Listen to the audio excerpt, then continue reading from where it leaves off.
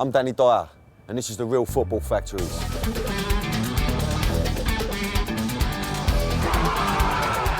I played Tommy Johnson in the movie The Football Factories, which was all about football violence. Fucking nutters. But that was just acting. Now I'm on a journey around the country meeting the real firms who have mass offs at football matches for real. No fake blood, no stuntmen, no makeup. This time it's just me and the country's hardest hooligans. Let's go! Let's go! I meet the real top boys who tell you the score.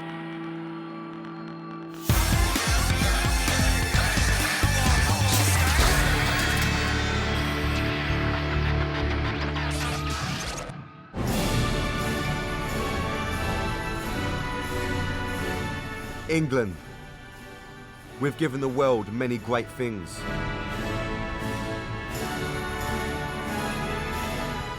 But one of our most famous exports is not something we can be proud of. Football hooliganism. For 30 years it's been the trouble with England.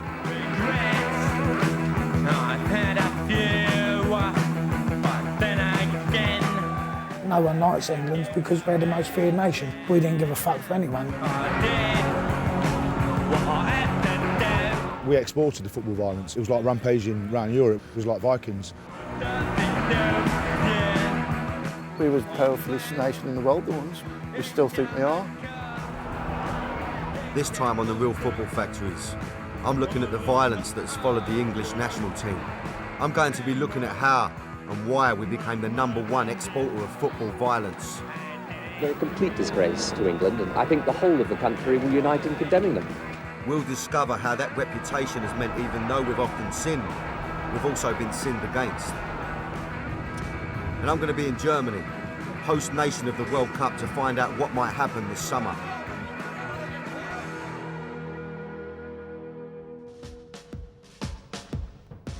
England gave football to the world, and we also gave it football violence. As far back as 1314, King Edward II banned the game because he felt it too rough. 500 years later, in 1881, the first actual crowd trouble occurred, and for the next 100 years, football hooliganism was a club thing. Violence in the national team came much later.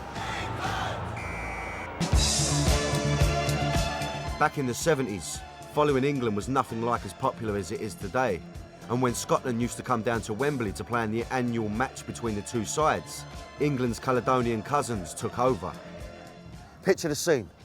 June 1977, the Queen's Jubilee year. England are playing Scotland at Wembley. After winning the game 2-1, thousands of jubilant Scots invaded the pitch, breaking down the goalposts, smashing the gaffer, leaving a trail of destruction.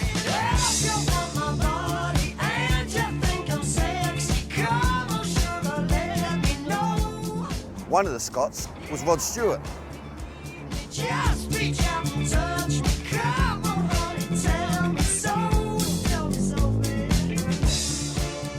But in the year of the Queen's Jubilee, members of England's club firms were not amused. From now on, when England played, the boys would be there too. Thanks to our oldest enemy, the trouble with England was about to begin. Today, foreign travel is an everyday thing, but back in the 70s, leaving the country was new and exciting. And many lads started following the England team on their travels across Europe. They were the ambassadors for England on a tour that would visit violence and destruction across the continent. I met one of those lads who was there. Grant Fleming has been an eyewitness to some of the most important world events in recent history. As a freelance photographer, he's taken pictures at Yasser Arafat's funeral, saw the aftermath of the bombing of Afghanistan, and in his youth was part of the mob that followed England around in the early days. How did following England compare to working in a war zone? Sometimes you couldn't tell the difference, to be honest. But at a certain period, anyway, when got to the mid-80s and it got a bit on top in a few places, I think it's definitely given me a little grounding, so that when I'm in places and you might think people are on the hunt for you, it ain't nothing like the football. So what was it like following England away in the early days? An adventure more than anything. And really just getting away, getting out was probably the more interesting side of it than the football. You know, we were the first ones to take away, you know, masses of disaffected youth, you know, just wanted to tear up, basically. So the disaffected youth of the 70s attached themselves to hooliganism and the England team. Their first stop was Luxembourg in October 1977. The tiny country has a population of just under 500,000 people, and when 5,000 England fans invaded, they tore it apart. Would you say that Luxembourg was unprepared? You know what I mean? Totally Well, of course, I mean, you know, it's only a tiny little gaff, isn't it? Tiny little place. I mean, you know, probably as many English as people lived there. You know, when it was, it's tiny, and the police probably had never seen anything like it. It's quite a sleepy, you know, principality. What exactly happened out there then? The ground wasn't up to much. You know, it was quite easy for people to start pulling seats apart and fences down, and you know, just boisterousness. And I remember as we left, there was a whole section of fence came down, and there was what probably was their sort of biggest force of riot police, you know, and they took a bit of an hiding because, you know, it was just, I mean, you know. Next stop was Italy in 1980 for the European Championships. Midway through the game against Belgium in Turin, England's troublemakers were fighting Italian police on the terraces. A few skinheads went over there with a knuckle, they've run back again, and the next thing we knew, they're firing fuck knows what at us, all across the fucking thing, they're gas everything. I've lost my son. Perhaps he's been arrested, has he? What, 9 years old? Prime Minister Margaret Thatcher described the behaviour of the fans as disgraceful. Maybe everything that Thatcher and the establishment were saying, you know, they're ashamed of. It did seem like a reaction. It was like, okay, we'll show you how ashamed you can be. You know, you think we're scum? You don't want us? You know, we have no future? You watch. England's firm was alive and kicking, and they had the travel bug for the national team. Well, it's fair to say they weren't the best behaved guests away from home. A pattern was emerging in the early 80s. Wherever England went, trouble followed. And these Italians came up and said to him, "You English?" "Yes," bump, and they nutted him. Jewellers are getting done, clothes shops are being absolutely skinned, tear gas at half time, water cannons in the street, running battles with the police. One Danish newspaper wrote, "We sent the Vikings and now they're paying us back." There isn't any other country whose football fans run amok when following their team. European cities were being wrecked, and the Norwegian capital of Oslo and the Swiss city of Basel felt it more than most. For me, this is where things really changed. There was a viciousness amongst the English that, but that's when it's, I think, become quite disturbing, you know. It got a bit serious. And in part 2, we'll see how the violence that followed England got seriously bigger, and how in response, Europe began fighting back against this rampaging hooligan army.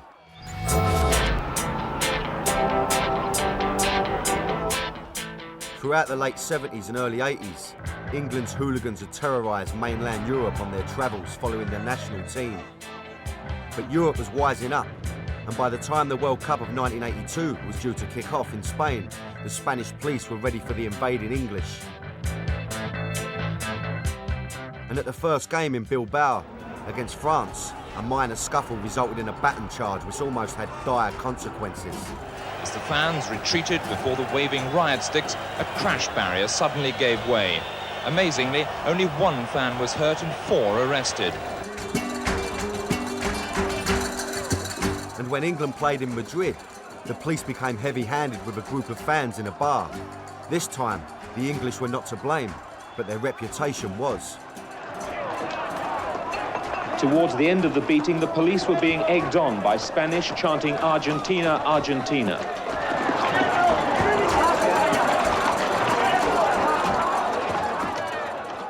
In the 6 years since England had first caused trouble, they'd kicked off in Copenhagen, Turin, Basel and Oslo, to name but a few. But in Luxembourg in 1983, England returned to the scene of the original crime of 1977. This time, Luxembourg thought it was prepared for the invasion of 2,000 English fans. With 500 police officers on duty and 150 soldiers, they knew what to expect. It was hard to believe that this was a soccer match. Hundreds of soldiers arrived to back up the police, and at one stage they seemed to outnumber the fans. They fought with police before and after the game. One eyewitness described it as a madhouse. As the English fans surged out of the ground, they smashed everything in their way. Police were attacked, as were the shops. Windows were smashed as jewellers and designer clothes shops were targeted. Over 50 English fans were nicked. 13 of them got 4-month prison sentences. And Luxembourg vowed never to host England ever again. As the trouble with England increased, so did the column inches in the newspapers.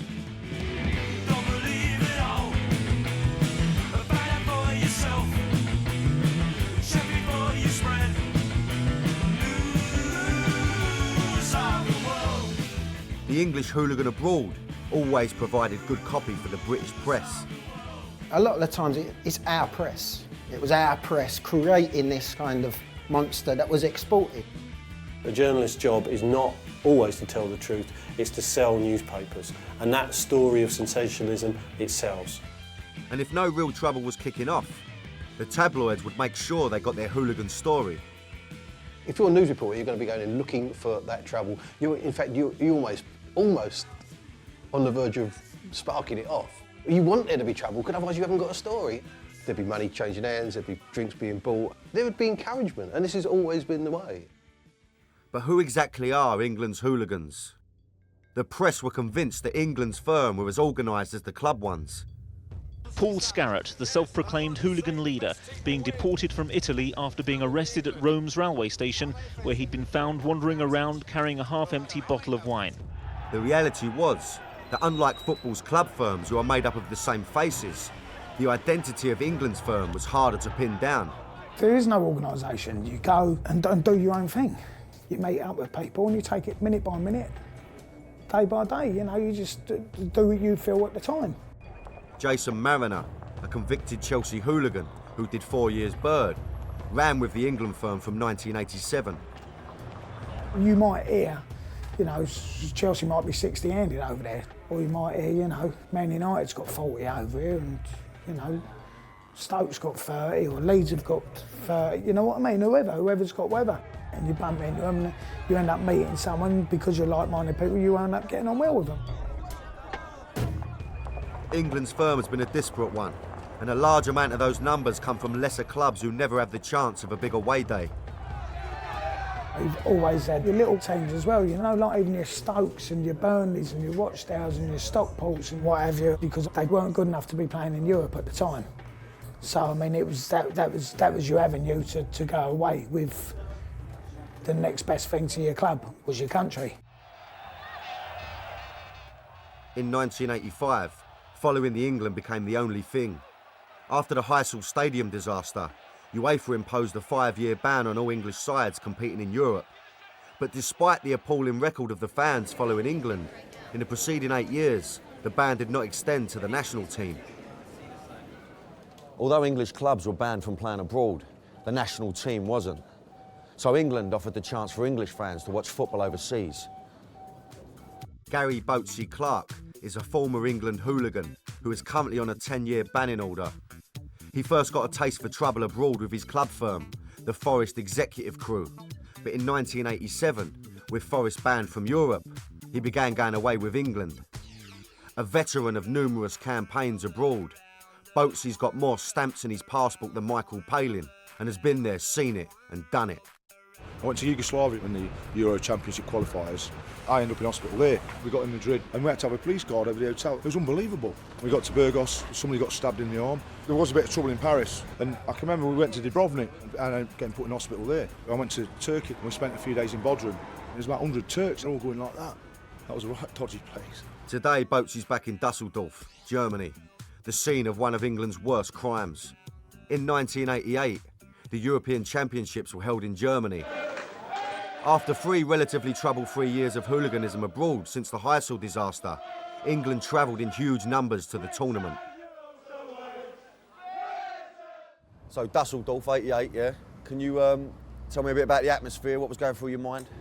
Well, yeah, everyone's, I can remember, I planned it for months.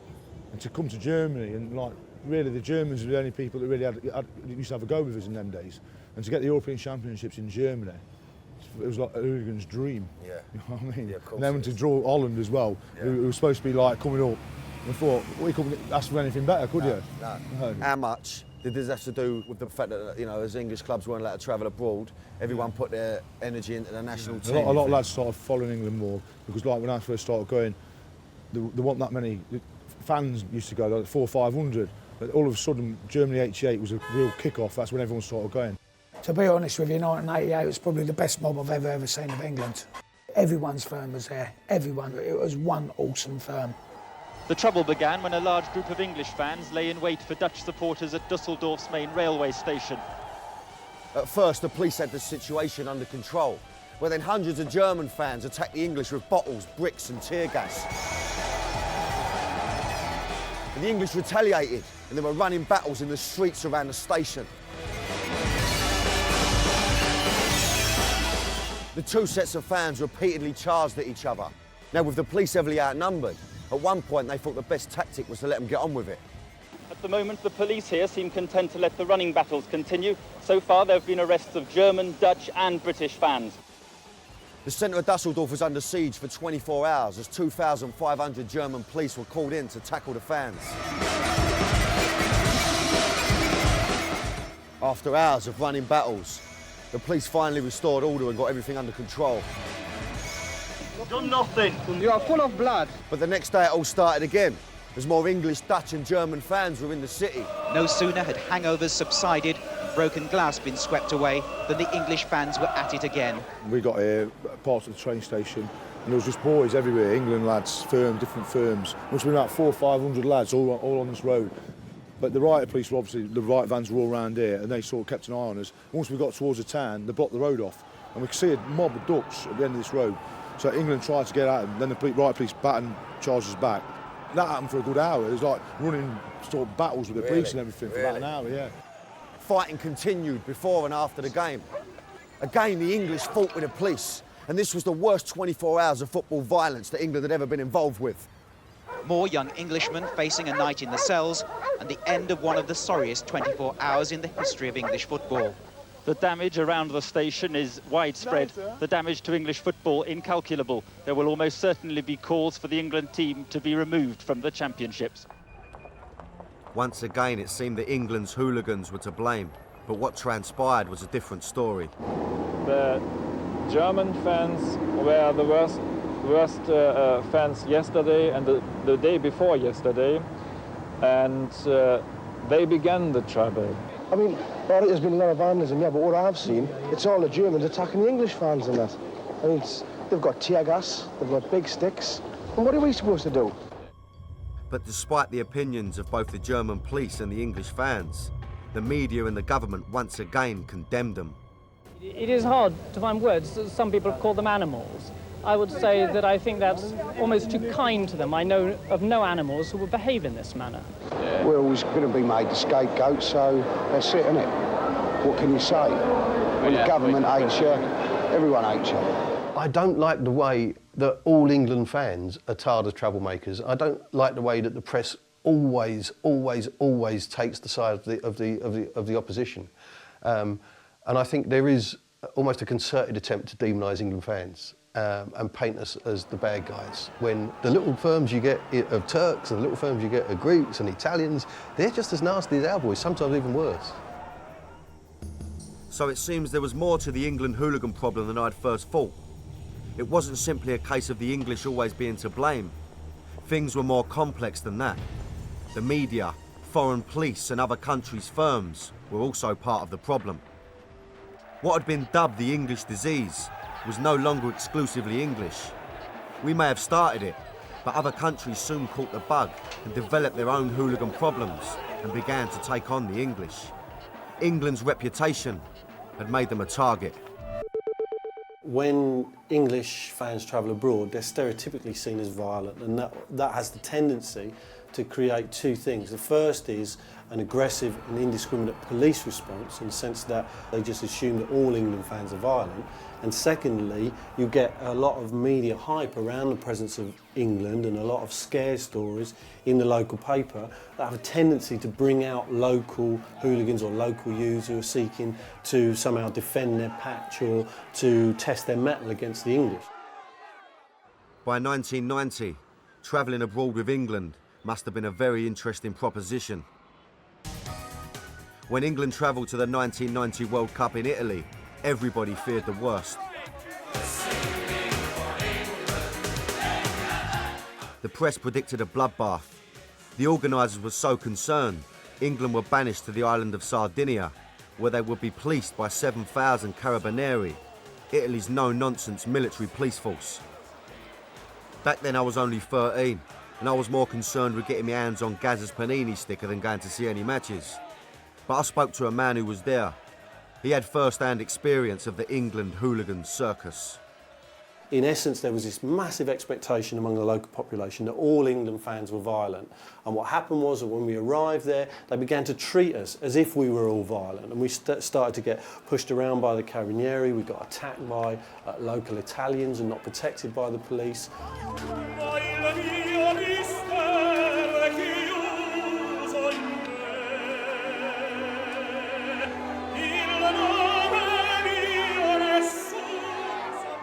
By the time England came to play Holland, a powder keg situation had arisen.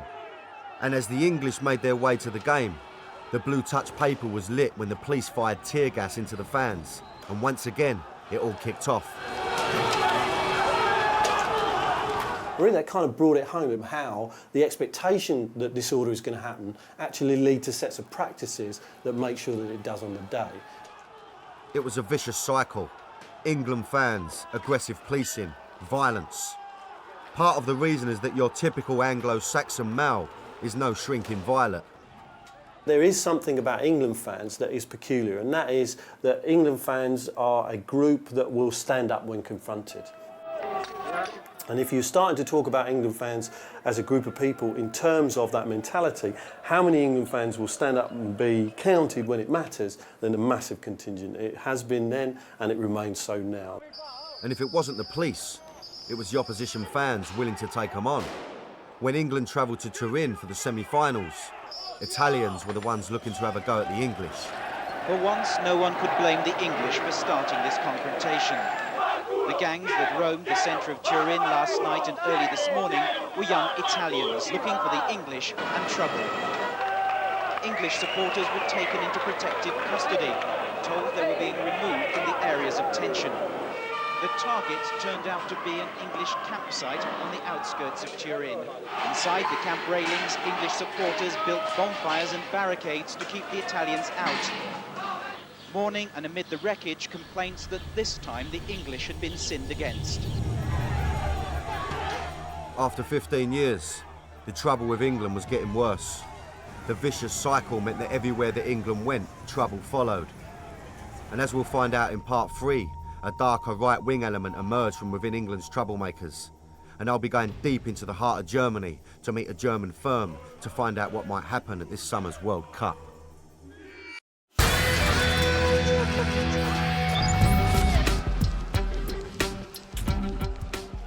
By the 1990s, England's hooligans were the world's most notorious on their travels. And this had brought out opposition in the form of local police and local youths, who some argue were the instigators of the trouble. Well, it's the English most of the time, it's the foreigners. They want to pop at the English. And if you take the foreigners, it's the old bill. And the English just have a pop back, and then the English get the blame. Gilly Shaw is an ex-English hooligan banned from following England. In his day, he saw other countries' firms try and take England on, and he wasn't impressed. Dutch are fuck all. The Dutch are nothing. All they do is chuck bricks and run. He doesn't rate the Italians either. Well, you hear about all these ultras, don't you? They are a load of bollocks. And as for the Germans? To me, them just overrated. Them shit. Although he has a sneaking admiration for the Poles. Maniacs. The Poles are crap. crackpots. In October 1993, Gilly travelled with one of the largest firms of English hooligans ever assembled for a World Cup qualifier against Holland in Rotterdam. He went off in the square in Rotterdam. I'll never forget it. It was the biggest mob I've ever seen in life, 5,000. I remember a Pompey lad just standing there. It was going off. All these Dutch come running at us, the chains and everything. He just opened his jacket. He was fucking, come on you fucking shitheads. He just pulled out a chopper. I was just like, fucking hell, what's this all about? Once again, the vicious cycle occurred as English troublemakers met overzealous policing. Any English fan at the ground without a ticket was kept in a pen and bussed out to an army barracks, from where they were deported from the country. When we got to the ground, there was a pen, and they was all charging at the pen. Like the old Bill was battering the pen. We was having it off with the Dutch outside the ground with the police, and there was people getting stabbed and everything. Yeah, it was major. There's no disputing the fact that it was the great English fighting spirit that had a hand in conquering fascism 60 years ago. Yet it's also a fact that an element of England's troublemakers display right-wing sympathies and are racist. Well, there's a period of time from the mid-80s where it really purely became about a sort of more nationalistic, right-wing attitude that prevailed really with the travelling support. And it ended up being quite depressing, you know, to the point that you wouldn't really want to travel and be near it. Well, why, you know? England fans have been responsible for singing racist and provocative songs. One favourite is No Surrender to the IRA, which had particular resonance back in 1995. England travelled to Dublin for a friendly match against the Republic of Ireland, where the atmosphere was far from amicable. All the English were singing was, you know, things like No Surrender to the IRA, and the Irish started singing like heavy Republican songs, and the English weren't having it, you know? I mean, the English went 1-0 down, and it all kicked off. It started off next to the English were right next to the Irish in the seats. They started fighting, then the English above started throwing things down. And the thing was, everyone that was over there would gain people. The tense atmosphere inside Lansdowne Road spilled out onto the streets.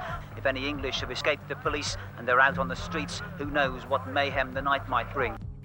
The scenes in Dublin provided one of the lowest moments for English football, just 1 year before it was due to host the European Championships in 1996. But it has been said that the darkest moment is just before the dawn. And what emerged from Euro 96 was a new sense of England and what being English was about.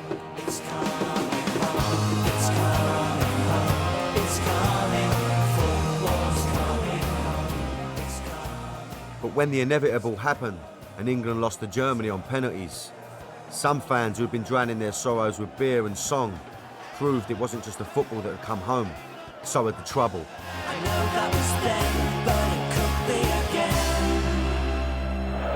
One couple driving home through Trafalgar Square, now seized by mobs simply because their car was German. But despite this trouble, the football feel-good factor that emerged after this tournament meant that following England became more accessible. Euro 96 made football a lot more popular, made England a lot more popular, and I think France 98 was the first major tournament after that, and we saw this growth and change in the nature of England's support.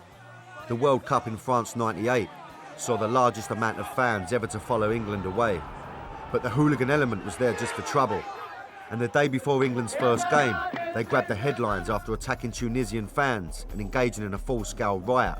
Locals fought back and the aggro carried on into the small hours.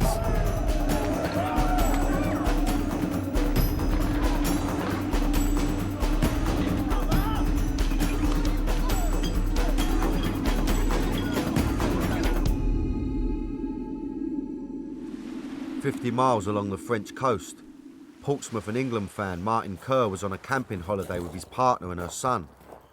On the morning of England's opening match, he travelled to Marseille to see the game, unaware of the previous day's trouble.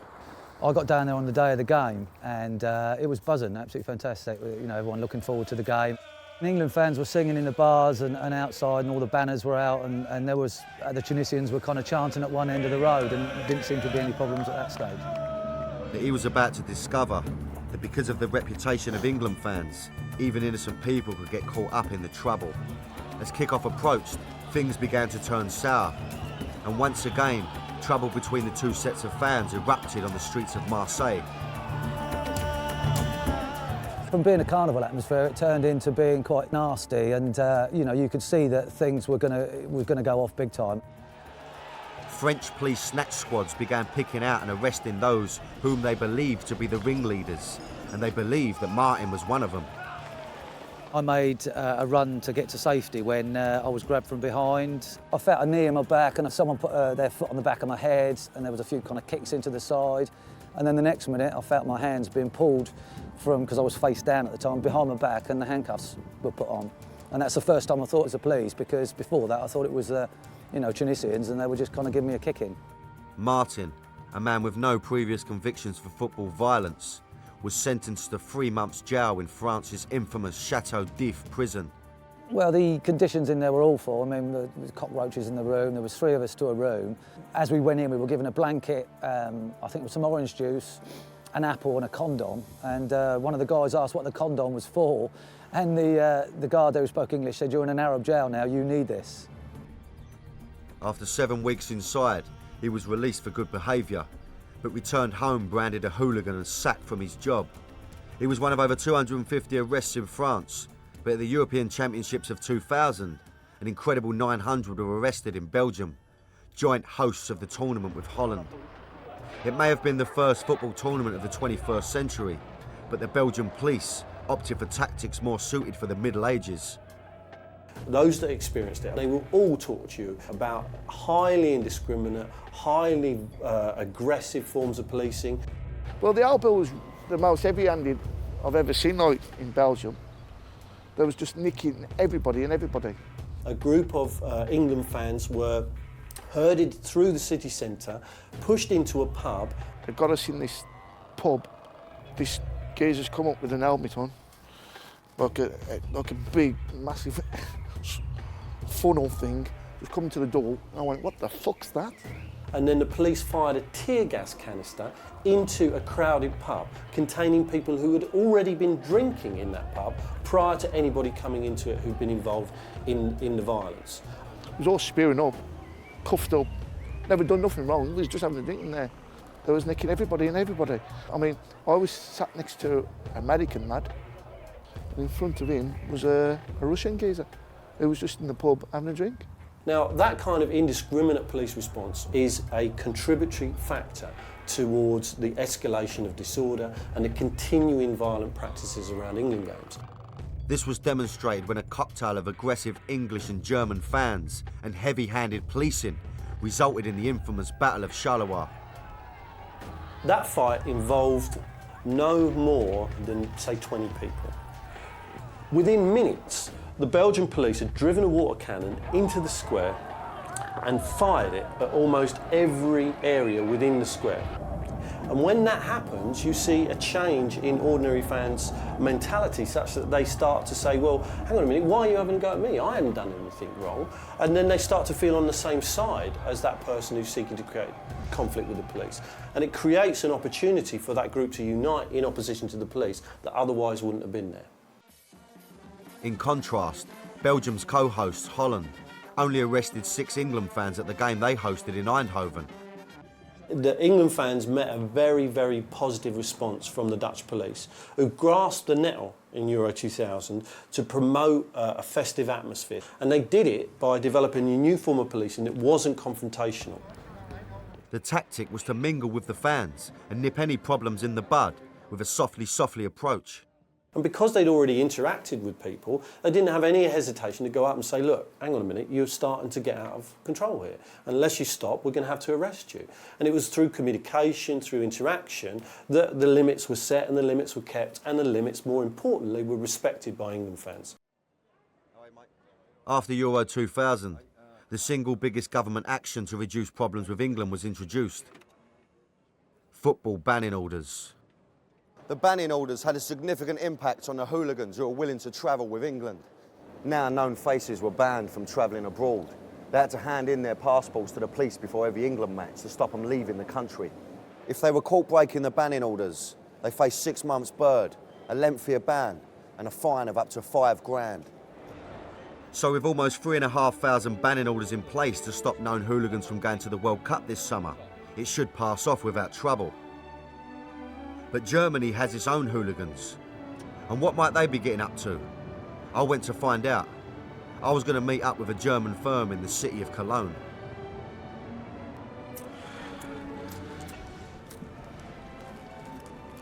Do I look nervous? I mean, I don't feel it.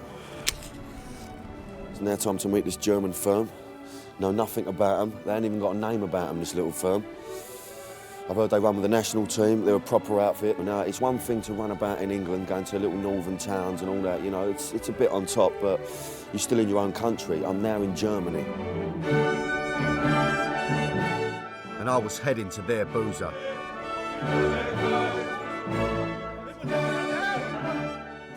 I'm not frightened to say I'm a bit apprehensive. I'm a bit worried about it, you know. I've said to this little firm with me, it's every man for themselves, yeah? I said I'm on my toes if it kicks off, you know. All I need really is my passport. I've told the treacle with us to put her trainers on and not, you know, and not a pair of high heels, because I'm telling you now, I'm on my way, mate. Let's go and have it. Let's go and have it. Let's go into uncharted territory.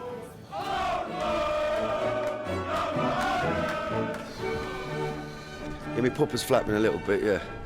I must say, I don't know why.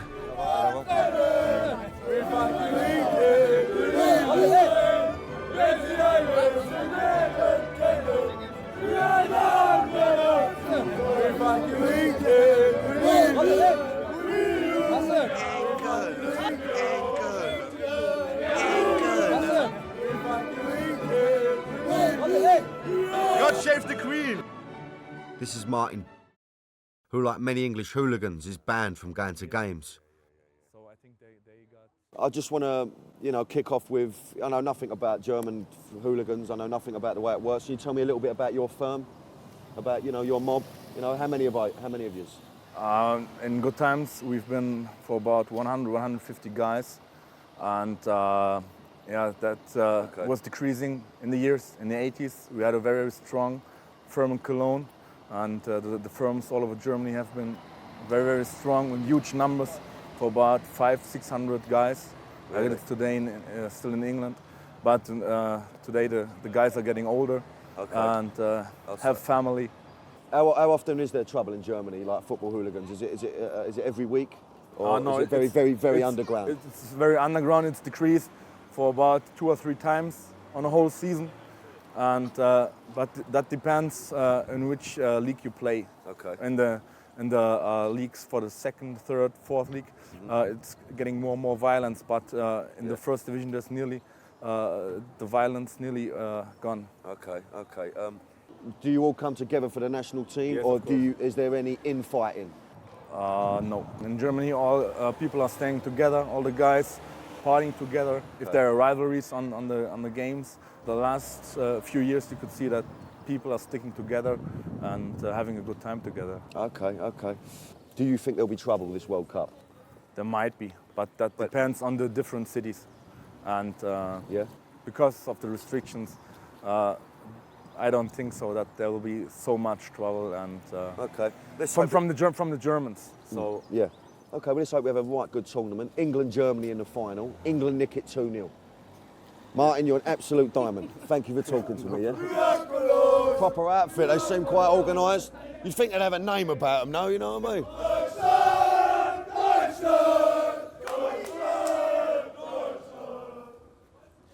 I'm forever blowing bubbles!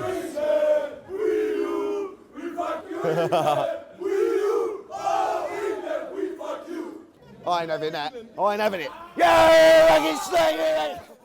I can't show you what I did to this lot because it all got a bit messy, do you know what I mean? But joking aside, I did see something in Germany that was genuinely shocking. I've never seen nothing like it before in my life, man. I was sent a DVD of something that has been happening across Germany and Eastern Europe. It's known as forest fighting, and it involves two gangs of equal numbers meeting in a wood for a pre-arranged fight.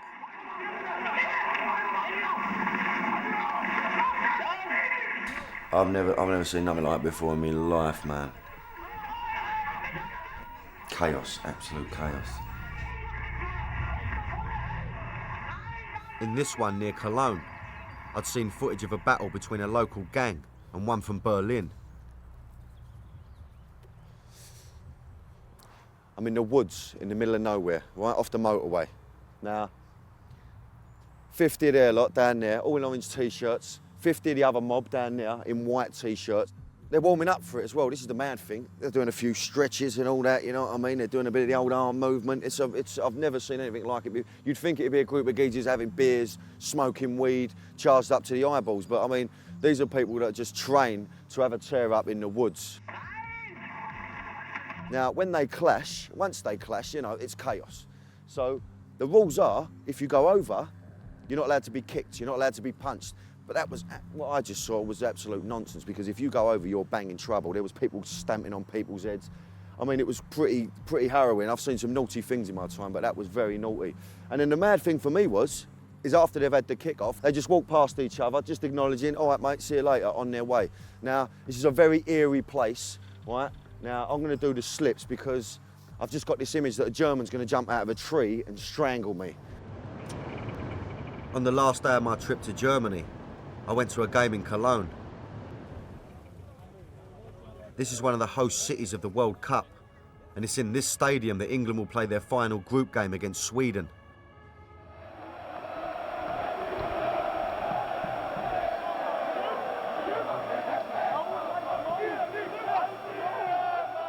Okay, so just been into the game. From the outside, yeah, it looks like Battersea Power Station, but inside, I'll tell you something, it's a proper stadium, man. It's very compact. They've got a good voice, the Germans. What I'm excited about more than anything, which has really given me a boost for the World Cup, is once that is full of the English, that place is going to erupt, I'm telling you. See them little poles there? They're going to ignite into the sky. It's just made me so excited about the World Cup more than anything else, you know? On the way back to the hotel after the game, I heard the sound that is as familiar to football here as it is in England. Police sirens wailed and I thought it was all kicking off. Some Cologne tried to get at the Frankfurt fans as they left the stadium, but just like in England, the police were on top, but not in an aggressive, heavy-handed way. They were low-key, they played it cool, and trouble was avoided. This is the way the Germans plan to police the World Cup, by encouraging fans from all over the world to come and enjoy it. They hope it will be one big festival and not one big fight. Now, this is where they're going to have the big screens up, so if you haven't got a ticket, you can watch the game here. Now, when England play, this is going to be full of English, it's going to be full of Germans, it's going to be full of Swedes. Now, there's loads of little bars around here. Everyone's going to be drinking all day, everyone's going to be quite merry. Now, the big question is it going to kick off? Yeah? Will England be provoked? Will they retaliate? You know, I really hope not. I really think we've got a shot this tournament, and I think it will be an absolute nightmare if we get thrown out. Let's just have a jolly up, and come on the England! In the last two tournaments, England were relatively trouble-free, thanks to banning orders, a change in attitudes, and a self-policing of fans. In Japan and Portugal, England fans were praised for their behaviour, in complete contrast to the bad old days. The English that are travelling abroad are engaging more with the people, you know, as opposed to just going and wanting to tear the place to bits. Right. Now you're getting, you know, the nuts are doing the things that you see amongst the Brazilians, and that's great, you know. What we saw through Portugal was this different, more positive sense of Englishness becoming more dominant, and this kind of pernicious, nasty sense of what it means to be an England fan kind of subordinated and put in the place it belongs, which is at the bottom of the tree. Britain's a much different place than it was back then. You know, there's no excuse for behaving like that anymore, you know. We're better than that now. We're a cool place, for fuck's sake.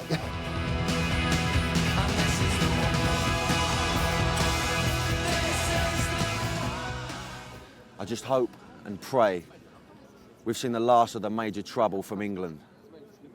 And in the summer in Germany, we'll be talking about the football, not the fighting. You know what I mean, boys? Danke schön, darling, danke schön. Thank you for all joy and pain. Dark as shame, darling, dark as shame. Thank you for